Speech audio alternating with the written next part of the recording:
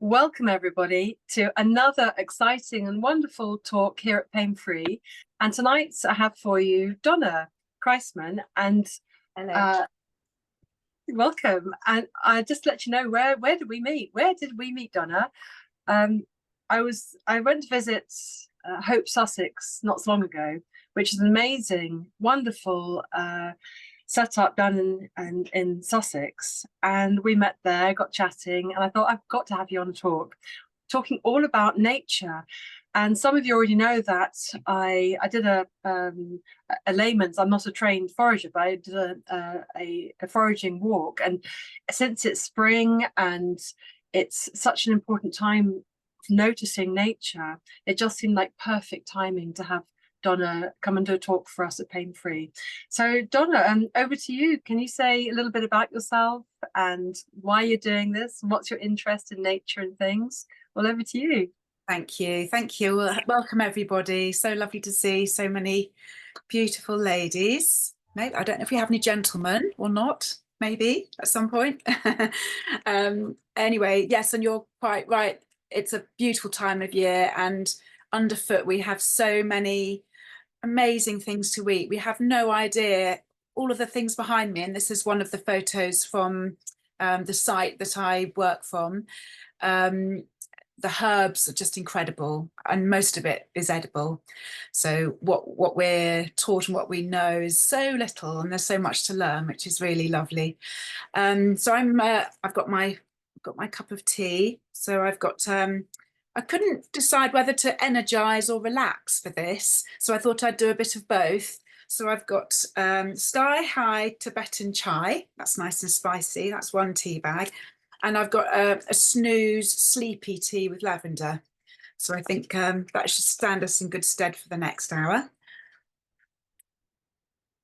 So a little bit of background about myself. I've got some notes because I tend to go off plan quite a lot and get go off down little paths. I like doing that. I like exploring, but I would like to cover certain things, so I'll just glance at my notes now and again so I don't get distracted. So I grew up here where you see right behind, on a farm, but after studying in Brighton, I then went and settled there and brought up a family right by the sea. So I was really lucky and sandwiched between the sea and the downs. So I had the opportunity to access a lot of nature.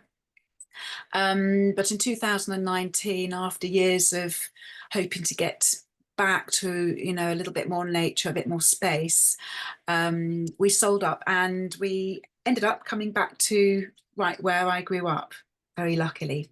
Where are you, Donna? Is that in Sussex? That's right. So East Sussex, not far from Battle of Hastings and Bexhill, Eastbourne. So we're just north of Eastbourne, about 20 minutes, 15 minutes from Bexhill and about 10 minutes from Battle. So a beautiful area called the Weald. No, I'm the Weald, called the High Weald. It's really, really undulating, lovely, lovely hills, a bit like Devon, very green, very lush, lots of trees. So in coming back here, I found the opportunity to really bring everything together that I've gathered in my my life, and bring it together and to offer it out and to share with people to enable healing. And while I was thinking about getting ready for this and speaking about healing in nature, what I really found again and again, everything I wanted to say, really, it's a reminder that we are nature and nature is in us. So we can heal in nature, but we're healing, first and most important is healing the nature inside of us. So I will be talking about nature, but I'll be talking about my route or my journey to this point, and how really that's, in each case, it's the nature within us. Okay. Definitely. It's something I teach in the PainFree method, that's partly why I brought you in, to explore this more deeply. But but just being in nature, it does something to us, isn't it? Makes us balance, makes you feel good. Yes, yeah. And really, with everything having a vibrational energy, as we're taught in physics, if you think about our atoms, our solids, knock on the table, and our liquids, where the atoms are moving a little bit more freely, and the gas, the air, where it's really free. If we were to look around us at everything, we either in the house or outside in nature, and just switch our lens and think of it as a vibrational energy, then we are the same as everything around us. If we break it into literally solids, liquids, and gases, everything is vibrating. And in that way, we are already one with nature. But of course, being right in nature really reminds us and enables us to let go of things we need to let go of and to relax. So how did I get to this point? So I teach Reiki. No, I don't. I want to teach Reiki. Of course, I can impart Reiki, but I am a Reiki practitioner in person, and also I offer distance healing, and that's what I really love, distance healing. And also I run meditation retreats, micro retreats, meditation walks, and these bring in sort of the physical body, but the mental and emotional as well. And I'm also a health writer, particularly interested in community and health and our sort of energetic resonance and its place in that. So this is what I'm going to be talking about.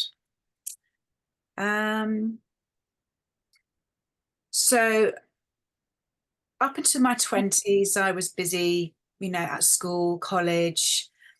But after all the studying and the busyness, I really felt there was more to explore, that there was a lot that wasn't coming through the education system.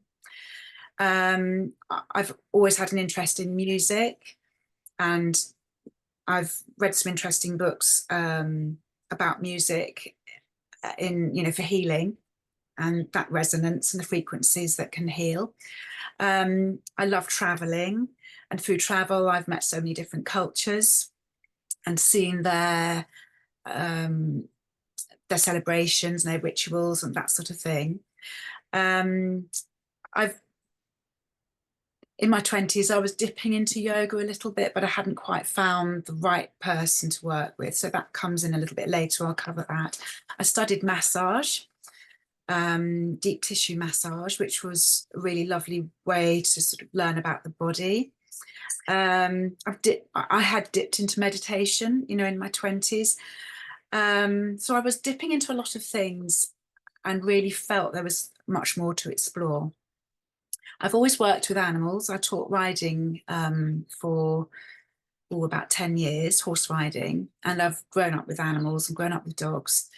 But in teaching and training, I've always really enjoyed celebrating the individual and honouring the individual. So not just the people I'm teaching, that was also lovely, but also how the animals and the people connect.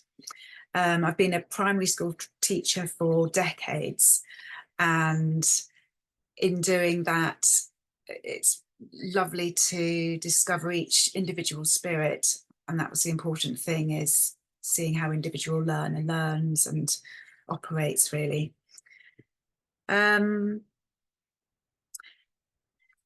So coming up to about 10 years ago, I think with various friends who had various issues, I just intuitively started sending healing to them. I hadn't had any particular training, but I was sending healing, and it felt like the right thing to do. And I looked into this a bit more. I had this intuition to do it, but I wasn't quite sure exactly what I was doing. So I looked into Reiki. I'd heard about Reiki, which means universal energy, and I looked around for a teacher. I eventually found a very experienced Reiki master and went to meet her and decided she was the lady who I wanted to study under. So Reiki, you might have come across it. It's healing with hands on or off the body, and it can also work from a distance remotely, really effectively, as if the person across the other side of the world is right in the room, right beside you. And that's the incredible thing. And the feedback that I get when I'm connecting with people is just, absolutely beautiful. So this lovely teacher I found called Marion Eaton, who's become a dear friend. She studied under the original Usui lineage, which is from the Japanese founder of Reiki, Sensei Mikao Usui, and he lived from 1865 until 1926. So that attracted me. I really wanted to have study under an authentic lineage and to carry that on. So I will, when I get my master, Reiki master, and then I will be teaching it as well. While I was looking for this teacher, Reiki teacher, Marion, first I met her through her website. So that was the first port of call. And on her website, she had some really interesting videos. And I felt I just wanted something a little bit more concrete, although it's not a concrete thing, but I wanted something. The academic side of me, the left side brain part of me wanted something I could sort of understand a bit. So she had these, she's an ex-lawyer, by the way, Marion, and she's also had health clinics for a long time, alternative health clinics. So she showed these water experiments done by a scientist, Japanese again, called Masaru Emoto. And I know him, yeah, oh, fantastic. Not know, but I've come across an extraordinary work. Yes, yeah. So he studied the consciousness of the water and the memory of water.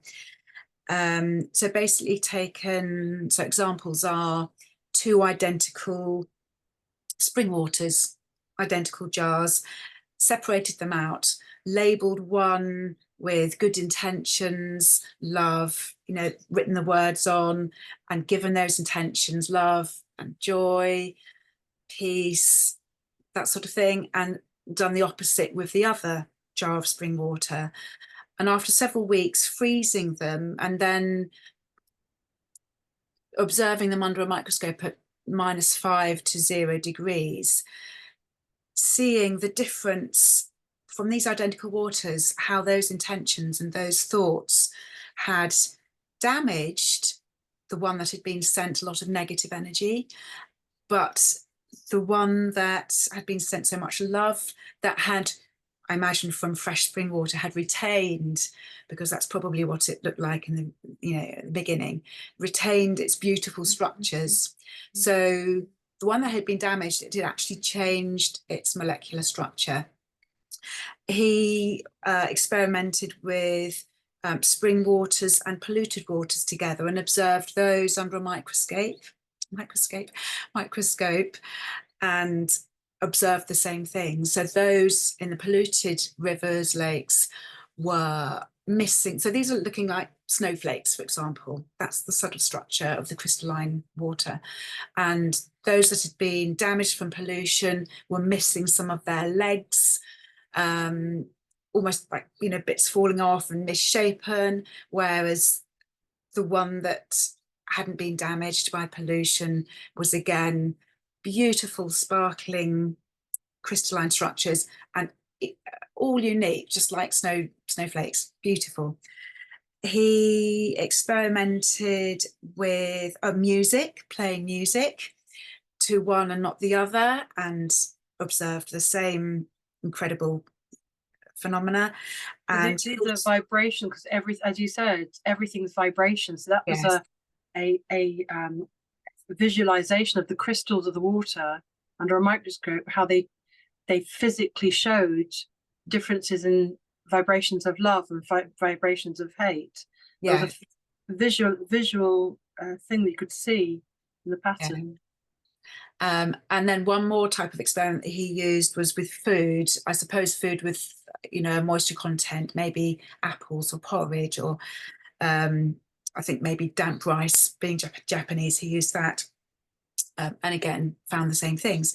Now, a lovely lady called Veda Austin is currently carrying out many of these experiments on, well, she's got her own website, but also she's on Facebook. So Veda Austin, Veda Austin. Do feel free to grab a pen and paper, because I'll be saying bits and pieces, but I will be putting I'll put the books that you mentioned and the people that you mentioned. I'll put them with the recording that everyone's going to receive. Yes. Thank you. I've sent you the books, haven't you? But I haven't sent Veda Austin and the Japanese guy. So she's putting things like an illustration of a dancer over a bowl of water, exposing it to the water, not for very long, maybe 5 minutes, and then freezing it, and then again looking under the microscope. So much less scientific, but with the same incredible results.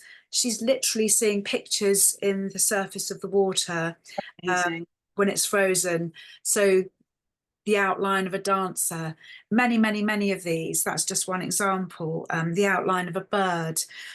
A lovely one I noticed just when I popped onto her feed, I don't know, a couple of months ago. Someone on her feed had loaded up their version, because anyone can do this, and I keep meaning to, keep forgetting, busy life. But somebody was carrying out this, and they had their water ready on the top of their work surface in the kitchen, and their Labrador jumped up and poked his nose in the water, as they do. Anyway, she thought, well, I'll do it anyway. She hadn't got round to even doing anything with it. And lo and behold, when she brought it out of the freezer, what did she have? She had a picture of a snout. Yeah. You could see literally the snout in the water, and then it's sort of getting bigger. Yeah. Oh. It's amazing, isn't it? You couldn't believe this unless you actually saw it. And do go and have a look, everybody, to Veda Austin's work. You can't, even when you look at it, you can't believe it. It's maybe that's and experiment yourself. Experiment with yourself. You know, with these experiments, anyone can do them. So this makes me think about two things. Having studied Reiki now, if we're mostly water in our body, and water is appearing to have a memory, a consciousness, something about it, when we treat the body in many different ways that we can with alternative healing, energetic healing, we're treating all of the water in our body, not just what we've drunk, but every bit of water in every single cell. Every cell is a mini me. That's it. Yeah. So even when you do one small thing for yourself, like your favorite cup of tea, it affects your whole system. Yes. Emotionally, physically. Yeah. It's all connected through water. Yeah. And in the same way, it occurred that we can really sabotage our health. If we're sending ourselves, negativity, or if we're taking it on elsewhere, this is going to affect every cell in our body. Absolutely. So, in that way, when we know that when we can strive to remember to be the best version that we can be, and sending that good energy into every cell of our body, because it all has a memory. So whatever memory it has that maybe needs to be, cleared, then that can be done, and we've got the power. We've got the power to do that. Absolutely. And just as an aside on the subject of water, I went to an amazing water talk with a man called Darren Brock recently. Lots of slides, and he has various, here's a couple of sort of, what do you call them? Sort of electric things that you put in the water to test for impurities and that sort of thing. So he can test for different types of impurities. And he, for example, tested a variety of bottled waters that he bought. So we watched him test these. We watched as he did it. So he's got these electrodes that he puts in the water, and they do something with the water, and the water changes colour. If it goes a pale yellow, then that shows that it's, you know, a good quality water, because a lot of these purport to be, you know, spring water. If they show, say, blue and green in them, that's not so good, you know, and a dark black maybe on the surface, that's not so good. We saw on one of those a lot worse, but surprisingly, Tesco Ashbeck, out of those that he had with, he didn't have every single water on the market with him, but he had a plastic bottle of Tesco Ashbeck water, and that came out really, really well. Really, just that very pale yellow. Tesco's Ashbeck. Yeah, Ashbeck. So sometimes when we're out and about, we do that one. grab water. I mean, personally at home, I have, you know, filtered water, and I'm careful how I store it, but sometimes we just need to grab a bottle of water when we're out for convenience. So I don't know if the Tesco Ashbeck do a little one, but Volvic and Highland Spring also came out pretty well. Buxton and Evian, not so good. They had sort of blue-green residue. And I wonder if anyone can just raise their hand. Has anybody heard of Smart Water? Smart Water, it's labelled, yeah, Smart Water. It's in a lot of the corner shops and supermarkets and things now. Well, when he tested that came out as black as tar. Absolutely shocking. You know, we were watching it, we were there watching it. Absolutely shocking. So steer clear of anything smart, especially Smart Water. It's owned by a subsidiary of Coca-Cola. That says it all probably. But yes, anything smart is not good, and Smart Water included in that. And did Darwin Brock, has he got experiments online that anyone can look up? I'm not sure. I'm not sure if he's got a website, but I think if it has, it's called Love and Gratitude. That's the sort of name he was going under. Oh, electrometers, that's what he's got. So he measures the quality and the particles. I mean, for the, you know, again, we're putting in water in our body. So if we can have the very best that we're able to have, you know, that's great. The very best is distilling, and then putting back the minerals, remineralization, energizing the water, because that energizes all of our cells, storing it well, in a good container. Glass is the very best. So just something to be aware of. Did he say about love? Sending it love, yes. Sending it love, using the energetic version, because in this Western world, we're so sort of physical and functional and practical and physical, but actually there's energy too, which is just as important. Yes. Thought processes and how you feel, these are all as important as any bone or muscle. And so, you know, water is all part and parcel of that, but sending it love. Yes. I have a friend who writes love on the bottle. Yes. Yeah. All in glass. Yes. Yeah. And Masaru Emoto has proven that it changes water. It changes the molecules of water. Yes, he changes it. A fantastic book my Reiki teacher has, which I keep meaning to get. It's absolutely stuffed full of the photographs of his experiments, which is just, you know, incredible. So there we are, water. So when I studied Reiki with Marion, one of the first things she did when I arrived, I hadn't been there very long, was she got out some dowsing rods. So these are the rods that are sort of like a sort of L shape. You might have seen them, you know, people might douse for water. I think the hers are copper, the ones that she had. She gave me a pair, and she said, I'm just going to walk in the room. You stay there and hold these. Just hold them loosely. No, you know, don't hold them tightly. Just rest them in your hand. And she went out of the room, and I held them. They were just hanging, swinging like this. And as she walked into the room slowly, they started moving, picking up the energy, even though she was 3.5, 4 meters away. And as she came closer, they crossed over like this as she came right next to me. As she stepped back again, they moved out.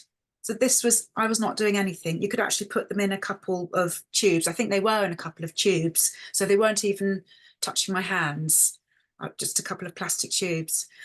Then we swapped over, and I thought, well, I hope my energy's as big as that. So she so she stayed in the room in the corner, and I went out of the room. She said, I feel like you've got a good energy. So she sent me out of the room. So I was pleased about that. And I came into the room slowly, and again, you know, they swung together as I approached, crossed over. As I stepped backwards and forwards to test it out. And they literally swung like this. So that was really incredible, and gave me a sort of a visual picture of the energy that we have, you know, radiating from every one of us, just as I was saying at the beginning, you know, because everything is vibrational energy. And you can feel we are kind of dowsing rods ourselves in a way, aren't we? We Yes. can Absolutely. feel when somebody's not feeling very well, they're down, or they're happy, or they're angry. You can feel the vibe, isn't it? It's like, absolutely, yes, exactly. So we've all heard the saying, I could cut the atmosphere with a knife. Yes, we've all felt that, haven't we? And on the other hand, we've all felt that feeling of walking into a room, and maybe there's somebody there who's just lighting up the room. And also maybe if we've got a lot of people in a room, the energy could be busy or loud and not very comfortable. But sometimes we walk into a room with a lot of people and it's absolutely buzzing, and it's got that real positive energy, hasn't it? Just these exchanges and this, you know, the interactions and the connections. It's just, you know, you can just imagine all these energies, you know, mingling. like at Hope Sussex where we met. I recommend everyone go. Where we met, and it's very much like that. It's Extraordinary energy there. Beautiful space of people of Yes. every age working together in community, playing together, cooking together, singing together, celebrating together. So that's, yes, Hope Sussex has got this incredible buzz and energy. Now, where are we going now? I also started as a fitness instructor, so with the massage and you know, learning what's going on inside our bodies when we exercise and move around. This was all sort of coming together, feeding into, you know, everything that I was experiencing and learning about. So we are complex systems, and the body systems are numerous. We have our skeletal system, our lymphatic system to help remove toxins, our circulatory system, our muscular system, respiratory system, breathing, digestive system. And actually on a side there, our gut is really, you know, the powerhouse and brain for our body. We think, you know, our brains, I mean, a lot of the time we think we are our brains, but we're really not. You know, our brain is good for knowledge and practical day-to-day things, but really our, you know, our whole experience is our mind body. And our, you know, I believe our gut is our powerhouse to help keep that mind body in balance.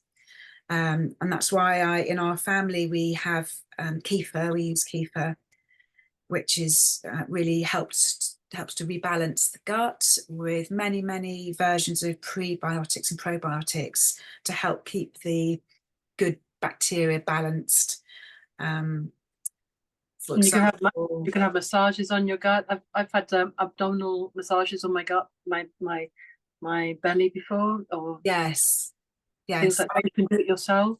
yes, that's right. In a clockwise direction, so down to the left. That's a really lovely thing. The integumentary system is our skin. That's our biggest organ, and that's what helps to synthesize vitamin D, which we get out here in the sun. So that's really important. When we're in the sun, that we expose at least 40% of our body. So today I've put my mum, sent her out barefoot to sit on the lawn with 40% of her body out, at least, which she did, with her feet bare on the ground, really giving herself the gift of connecting with the earth, and letting her body absorb the vitamin, make the vitamin D from the absorption of the sun. We have our nervous system, our urinary system, immune system, and the vitamin D process in our body really supports the immune system hugely. Adrenal, did you say adrenal? There's 12 systems, isn't there? 12 main systems. We've that's got not even mentioning adrenal. So endocrine, is that the same as adrenal, would you say? Or was that? I think, yes, I would say, yeah, because that's the adrenal gland. Yeah, I think so. Yeah. Then we've got the cardiovascular system, excretory system, and the reproductive system. So there's so much going on. And of course, back to the water. Water has a role to help everything function, which is why it's really important to be extremely well hydrated. And my lovely mother-in-law, who has been a nurse and a very high up nurse for decades and decades, she found that most people who come to hospital, I think 80% of people that arrive in hospital are dehydrated. And if we're not hydrated, none of these things can work properly, can they? It's a struggle. Everything's a struggle. But sometimes it's just simple things when we're not well, or maybe mentally affect, like depression, or just feeling down, or physically lethargic. It can be just drink more water. It can be as simple as that. Yeah. And we must remember that tea and coffee is quite dehydrating. Yeah. I've got herbal tea here. I do drink tea and coffee, but I've got herbal tea here, and it's working. I feel really relaxed. Hopefully I won't fall asleep. Lovely, delicious. I love tea. My tea cupboard, you would have to be careful as you open, because you can literally get bombarded with teas from everywhere. I love my tea, lots of different kinds. So with all of those systems, we also, I've learned then that we also have our energetic system, our emotional system, our spiritual system. And we are, as I said before, we're not our brains. And our gut is really important for balancing, everything. Now, also what I've been learning over the last few years is about the aspect of our brain that is our ego. And this is where we get our mind chatter, our really unhelpful mind chatter. That's not our true self. That's our ego chattering away, chatter. It's asking it, it's saying, no, don't do that, because what are the neighbours going to think? No, don't say that. What will your friends think? No, don't do that. What would your family say? No, definitely don't do that. Your work colleagues will not agree.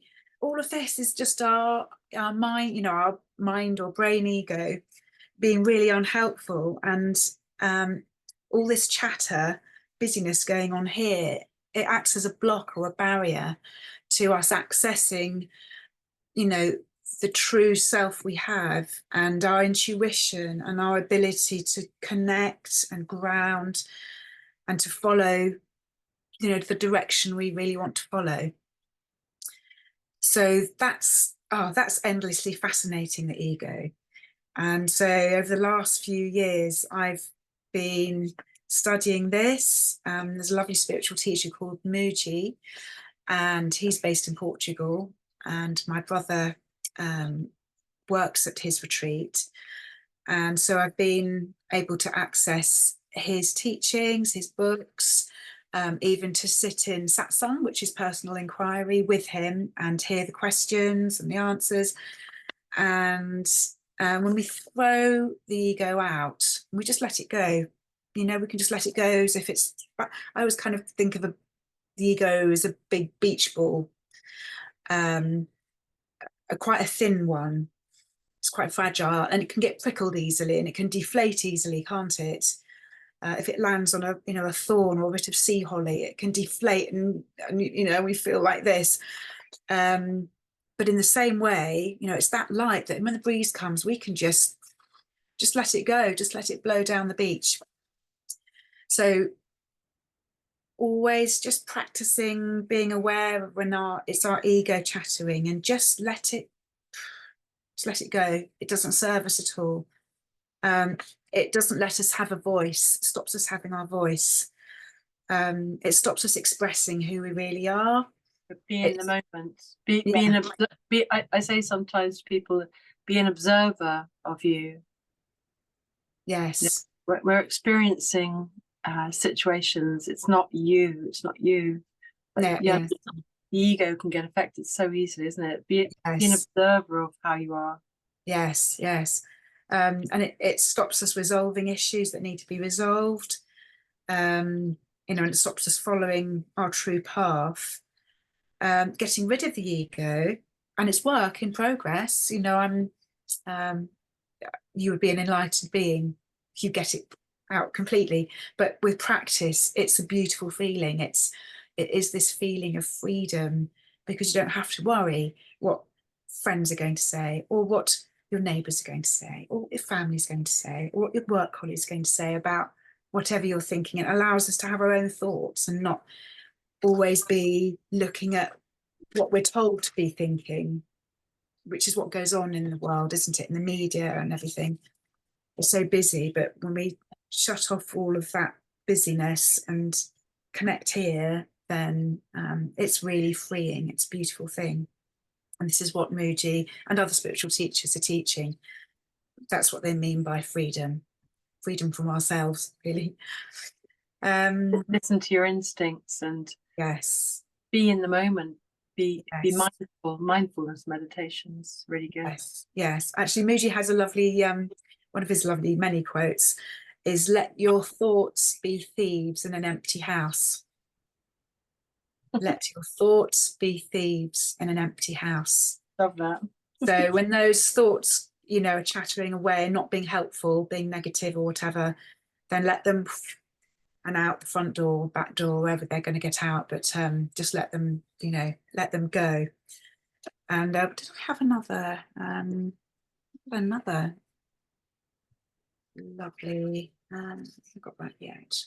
Oh, let's have a look at this one. Another quote. Oh yes, this is lovely. So this is another Muji quote.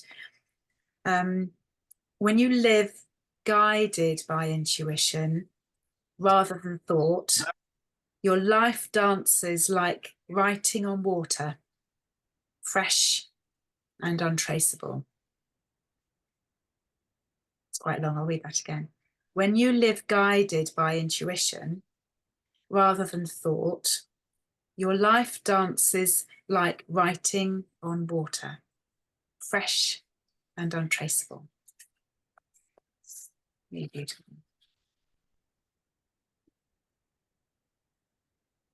Beautiful. Yeah. So in the last decade, I also met a beautiful yoga teacher. So I said earlier that I dipped in and out, but I hadn't really found the thing about yoga that I was dipping into. but didn't really get it that much. I was an aerobics instructor, so I wanted high energy, that sort of thing. And I didn't have an understanding of yoga at that point.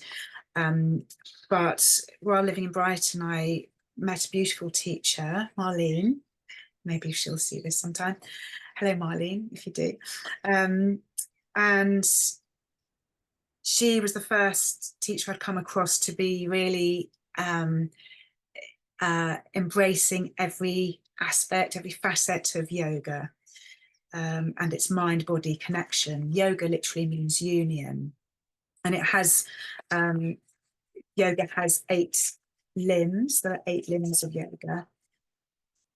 So I'll just go through what those are. So the 8 limbs are social ethics. So this is the first one, social ethics, for example, kindness, truthfulness, non-stealing, moderation, and generosity.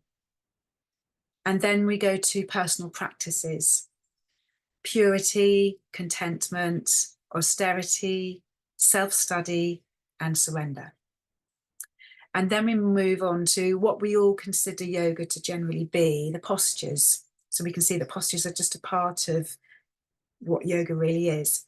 So postures, comfortable positions, connecting the mind and spirit. In that way, we can experience stillness and infinity. And then it's the breath, mindful breathing. So honoring the breath and allowing us to access that light within us. Because remember, apart from water, we have a lot of light. Every cell needs light. So the lovely thing about yoga, the yoga positions, that aspect is that when we're putting our body in different postures, and they don't have to be, you know, doubled over and these contorted positions that we might think yoga is. Yoga can literally be just standing in mountain pose or tree pose, just relaxed and mindful. But we can also open up the body. You know, it might be a pose where we've got our chest open, our shoulders open, our hips open, the side of our body open. We spend so much time sitting, but not opening up, say here, not opening up here, here, our back, our stomach, our groin area, everywhere. And so all those cells in those areas are kind of getting squashed and squished, and they can't get any light. So yoga's lovely for opening up our body and letting the light in. I mean, even if you were doing it in a dark room, you'd still be letting light into the cells and lightness. And then the 5th limb of yoga is turning inward. So we've talked about that a little bit already, going inside to our true self. Also concentration. So focus and attention, which is when we're in our yogic postures, everything else is let go of because we're just breathing and we're focusing. But the next one, the 7th limb, is deconcentration. So dropping all the efforts and letting go in the same way. So there are times for letting go and there are times for focus. And the 8th, pure bliss. So being in complete harmony with ourselves and the universe. Going back to the beginning, we all, you know, all vibrational, in a vibrational place. So that's what. Sorry, about yoga. You know, we go through life and we go through experiences, and we have all these emotions and thoughts, and these can get stuck in the body. So it's very, very important to do something like yoga to unbuckle, to move. I mean, I love dancing, and dancing is very freeing of your emotions and your spirit. But yoga and stretching is very important to do physical things as well, and to unbuckle. And it lets go of memories and lets go of stress and traumas or anything. Yes. Yeah. And there's, you know, many online classes in even chair yoga. So you don't even have to be mobile to enjoy yoga and to benefit from it. And exactly, yes, as we as we open the body up, it allows the areas of our body that have become blocked and where there's stagnant energy to release, and that's really important in healing. So now you can see where I'm at, the culmination of understanding of energetic healing, the understanding and the releasing of ego, yoga. I've always been interested in nutrition, so the mental and physical nourishment of body goes with that, and the love of nature brings me to where I am today. I didn't go into the chakras, so just raise your hand if you have an awareness of chakras. I bet you all do. Yes, yeah. So it's something we've heard of. I'm sure many of you have a deeper understanding, or you're just aware that there are chakras and they're dotted around in our body. So when I'm treating people with Reiki, it's always for the highest good for all. Okay, so if people come to me with a shoulder issue or an emotional issue, that's not necessarily what the body knows deep down that it needs. It might be what the person thinks they need. There's a lovely story of a lady that went for Reiki healing, and I think she went for, let me just have a think, something like an ankle problem.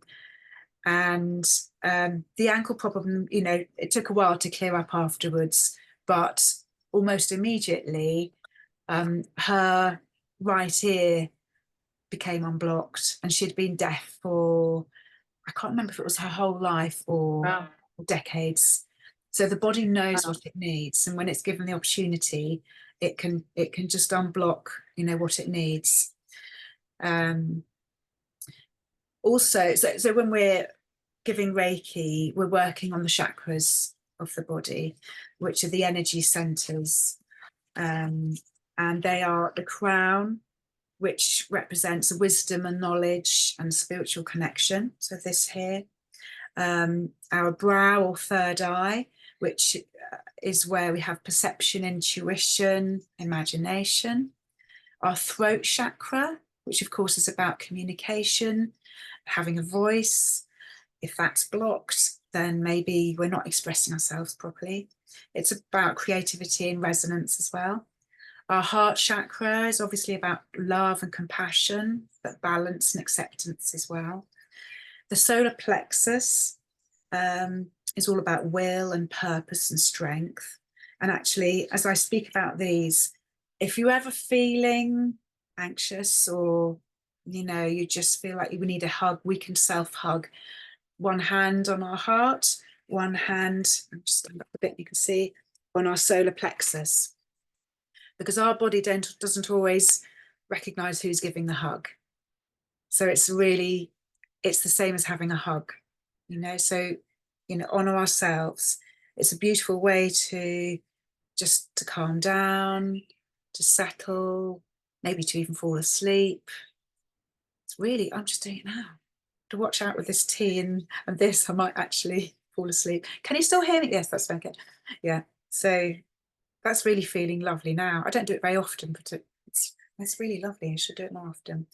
And then we have the sacral area, our sort of base chakra, which is about fluidity, pleasure, sense of self.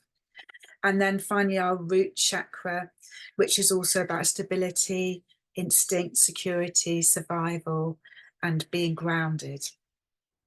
So you probably can think of maybe some people that seem to live in their heads a lot, maybe the brain, the ego, and they don't feel very connected with maybe themselves or maybe other people.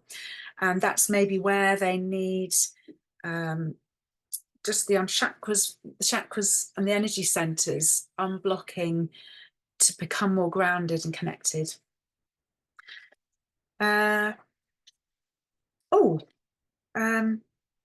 This is a lovely book I came across earlier, and I have sent to you this, Althea. So it's called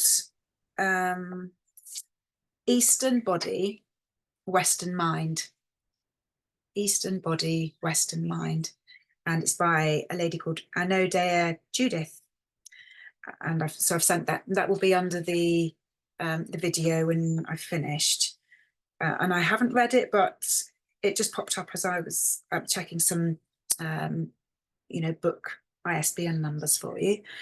And I thought I'd order that. It sounds really lovely. And there's also this book I'm part of the way through.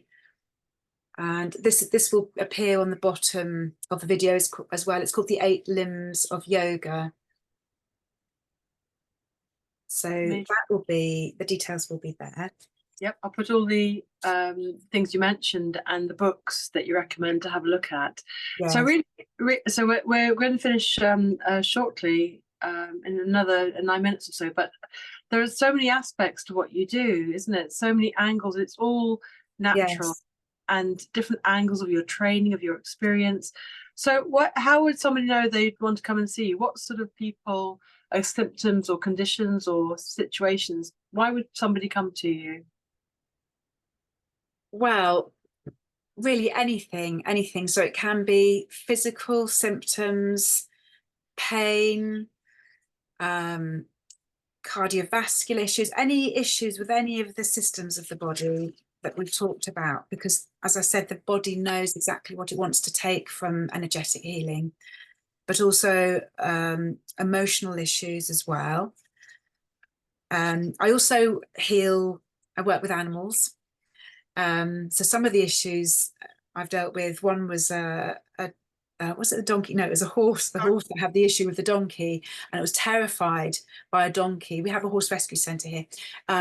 We had a horse that was terrified of this donkey. He's bomb-proof in every other way, terrified of this donkey. And so I gave him Reiki, and within a few days, a week, he could be with the donkey. He couldn't go near it before. He could go to the donkey and say hello, and there was just a sort of 5%, not quite sure about you. So that was a really lovely example where he just managed to sort of, completely let go. So let me just find my page where I'm, okay. So when I work with people, these are the things I offer: is Reiki in person, Reiki where we connect online, and then we'll take the cameras away and I work remotely, which is, just as effective. And as I said, I've had some beautiful feedback from working remotely with people wherever they are in the world. I also run micro retreats where we walk in the land, we explore a variety of breath strategies to relax, to calm, to help sleep, to enable clarity, to energize, and of course lower the heart rate and support the hormones. So there are many different breath practices that I work with. What I don't do is the really, extreme things you might have heard about, the Wim Hof. We won't be doing any Wim Hofing methods. So they're all gentle. They're gentle. They're slightly different, and really, really special to do. So we walk. So you might take someone. So you typically would take someone through nature around where you are in Sussex. That's right. Yes, on site. So we have a private site. We may connect with grazing animals if you want to. And we can also have sessions where we're really spending a lot of time connecting with the animals here, which is really lovely. So mini meditations, different meditation practices as well, visualizations. I'm also going to be launching sessions for every aspect of the soul, but including, artistic, a sort of artistic angle, not teaching art, but using art as a way to, release what we need to release. As I've got an art and design background as well. We might see deer, we might see hear nightingales. We have a pair here, buzzards overhead. In the summer, it's like this. In the late summer, it's like an African savanna. Really, just goes this beautiful sort of golden, creamy golden colour. In the autumn, of course, we have the autumn leaves, we have the toadstools and the golden colours. So it's incredible at every time of year. And these can be accessed through my Facebook site, Weald, where I post the posters for upcoming events, which I will be in the next day or so. We also have, in the summer, we have beautiful bell tents up. So there is the possibility to come and book. They'll be up in late June for the rest of June, July and August, where you have a luxurious bell tent with proper duvets, pillows, mattresses, absolutely gorgeous. So you can come and stay and have so it's not experience. So it's not camping though, is it? These are to come to heal, to find balance again, to reconnect to nature, to be guided by you in all these amazing different ways. They are bookable for coming to stay as well. Okay, right. We can tailor make. So if you want to come and have a retreat, then you can come and book a bell tent, and then we go off away from. We only have 4, so we don't have everybody camping, just only 8 people maximum. Mm-hmm. And they will be in their site. So we would go off around the site. And grounding, and we get our feet on the ground, and this reduces inflammation. It's proven to reduce pumping of platelets in the blood, so it actually helps to relieve pain, and is verified by physicists, geophysicists. So there are many benefits of grounding, and you can do that earthing grounding. Just literally get your shoes off, get your feet on the ground. Next time you're outside in the park or on the lawn, get those shoes off. That's brilliant medicine. The sun and grounding. Big thing these days, isn't it? Grounding sheets and talking about grounding, because we're so on the computer and busy. So somebody who's come to get your help, they might look at your Facebook, see what you're offering on your Facebook page, what's going on, or maybe they are feeling unwell in some way, so they get in contact with you.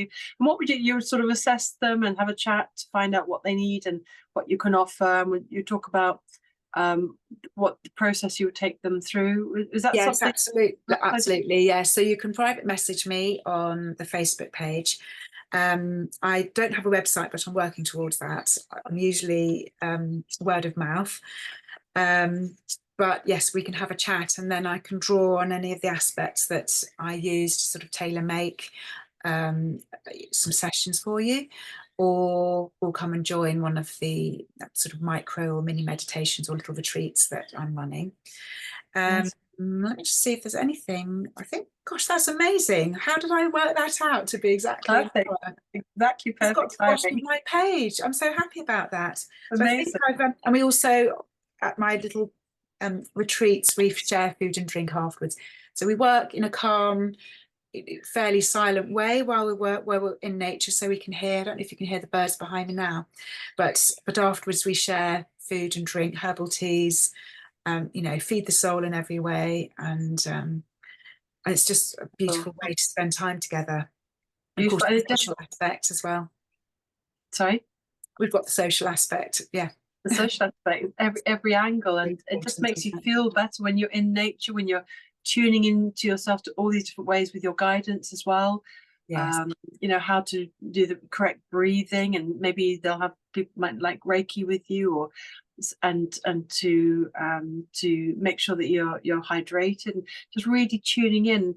Even the fact of just walking around barefoot in nature, I mean, you'll see bugs and plants, and it just makes you observe, and you just automatically get engaged with nature, and that affects you, doesn't it, in so many ways? Yes. Oh, we often have wild mint underfoot, so we touch the plants and smell them, and just have an incredible sort of holistic sensorial experience. Amazing to get us into the real world, I'd like to say.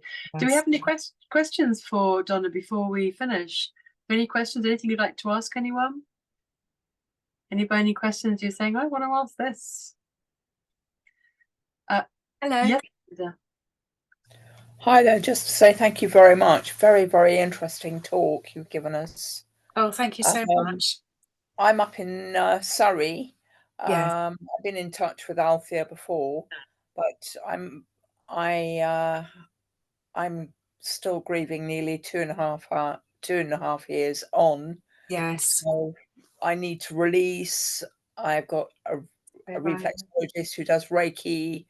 I've got a crystal healer. I've got a sound healer. So I'm doing quite a bit, but I don't drive.